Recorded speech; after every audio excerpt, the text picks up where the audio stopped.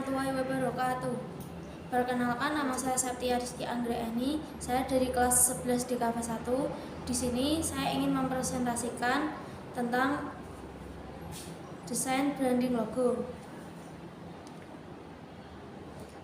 Logo, definisi logo dan brand adalah perbedaan berdasar yang mudah dipahami. Logo merupakan simbol grafis yang digunakan untuk mewakili orang, organisasi, maupun perusahaan. Sifatnya visual dan memiliki bentuk fisik. Sementara itu, brand, merek adalah apa yang ada di dalam pikiran konsumen tentang produk atau perusahaan. Jenis-jenis logo. Jenis-jenis logo terbagi menjadi 7 jenis, yaitu lettermark. Pengertian logo lettermark atau logo monogram adalah suatu jenis logo yang menggambarkan nama atas suatu perusahaan atau brand dengan memanfaatkan inisial nama brandnya. Biasanya logo jenis ini hanya memanfaatkan 2 hingga 4 huruf saja sesuai dengan brand tersebut, sehingga bisa lebih mudah diingat oleh masyarakat. Beberapa contoh adalah logo CNN, HP, HBO, IBM, NASA, dan lain-lain. Watermark. Pengertian logo watermark hampir menyerupai jenis logo lettermark, yaitu dengan hanya menggunakan huruf saja untuk melambangkan suatu perusahaan. Bedanya, wordmark akan menggunakan seluruh nama brand atau perusahaan tanpa disingkat. Jenis logo ini biasanya digunakan jika nama perusahaan atau nama produknya tidak terlalu panjang, sederhana, serta unik. Beberapa contoh adalah logo Facebook, Disney, Coca-Cola, dan lain-lain. Picture mark. Pengertian logo picture mark atau simbol adalah suatu logo yang memanfaatkan ikon yang dihiasi dengan grafis tertentu untuk menggambarkan suatu brand. Untuk logo atau ikon tersebut akan terus melekat dan harus mampu mewakili identitas produk atau brand. Beberapa contoh adalah logo Apple, Nike, Twitter, dan lain-lain. Logo abstrak.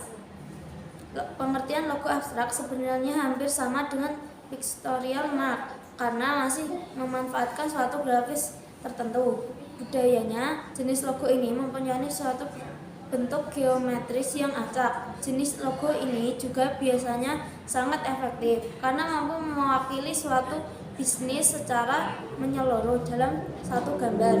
Beberapa contohnya adalah logo Pepsi, Adidas, BP, dan lain-lain. Logo maskot. Pengertian logo maskot adalah suatu jenis logo yang didesain dengan suatu karakter demi menggambarkan suatu brand atau perusahaan. Pada umumnya, jenis logo ini memiliki kandungan unsur warna yang cerah dan ceria yang dinilai sebagai maskot brand atau perusahaan. Logo jenis ini dibuat demi menghadirkan daya tarik tertentu untuk anak-anak dan keluarga. Contohnya adalah logo KFC dengan maskot Kolonel Sanders, Call-Aid dengan maskot Call-Aid, Alfamart dengan maskot ALBC lebah, dan lain-lain. Logo kombinasi. Pengertian logo kombinasi adalah suatu jenis logo yang mengkombinasikan jenis logo lettermark atau wordmark dengan abstrak, maskot, atau simbol. Teks yang terdapat dalam logo ini biasanya akan digabungkan juga dengan baik sehingga mampu menghadirkan suatu logo yang terkesan menarik. Beberapa contohnya adalah logo Burger King, Lacoste, Doritos, dan lain-lain.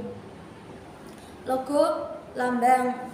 Logo lambang adalah suatu jenis logo yang di dalamnya terdapat huruf dan ditempatkan dalam suatu ikon atau simbol, lencana, segel, serta menjadi inti dari adanya lambang tersebut.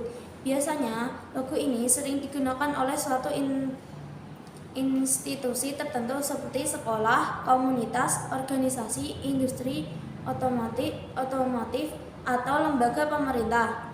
Beberapa contohnya adalah logo BMW, Harley Davidson, Trucks, dan lain-lain. Fungsi logo seperti yang sudah kita ketahui, logo memiliki fungsi untuk menggambarkan identitas diri pada suatu entitas. kepemilikan, jaminan kualitas, atau untuk menghindari adanya peniruan atau pembajakan. Namun, logo juga memiliki fungsi lain, yaitu 1. Branding. Logo adalah untuk identitas atas suatu entitas kepada masyarakat umum. Untuk itu, suatu logo harus menggambarkan karakteristik suatu organisasi atau produk yang diwakilkannya. Jadi, nantinya masyarakat akan mengingat dan mengenal suatu logo yang mewakili entitas tersebut. 2. Memberikan informasi, pengawasan, dan kontrol. Sebuah logo memiliki kandungan informasi yang hendak disampaikan ke masyarakat. Informasi tersebut dibuat untuk bisa mengendalikan pandangan atau kegiatan masyarakat atas suatu brand. Sederhananya, logo akan menyampaikan informasi penting dan kesan yang diinginkan perusahaan dari masyarakat, sehingga logo juga berfungsi sebagai suatu pengawas dan pengontrol nilai perusahaan di mata masyarakat. 3. Memberikan motivasi. Suatu logo juga digunakan untuk menyampaikan pesan motivasi kepada seluruh pihak yang sesuai dengan tujuan brand tersebut. Contohnya, suatu desain produk pada sabun mandi akan mampu memberikan motivasi kepada masyarakat untuk menjaga pola hidup bersih dan sehat. 4. Mengutarakan emosi. Suatu logo juga bisa dijadikan sebagai sarana dalam mengutarakan emosi. Contohnya, suatu logo yang terdapat pada produk ibu hamil dan menyusui akan menggambarkan kasih sayang seorang ibu pada anaknya. 5.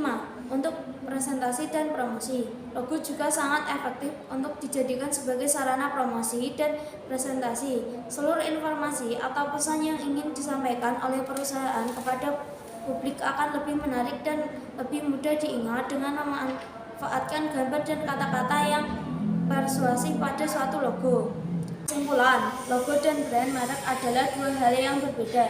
Keduanya sama-sama tidak bisa bekerja efektif tanpa dukungan satu sama lain. Brand membutuhkan logo sebagai representasi utama dalam membangun cerita perusahaan. Sebaliknya, logo membutuhkan brand untuk mencapai fungsinya melalui bentuk yang lebih spesifik dalam membangun citra positif kepada konsumen. Sekian dari saya. Wassalamualaikum warahmatullahi wabarakatuh.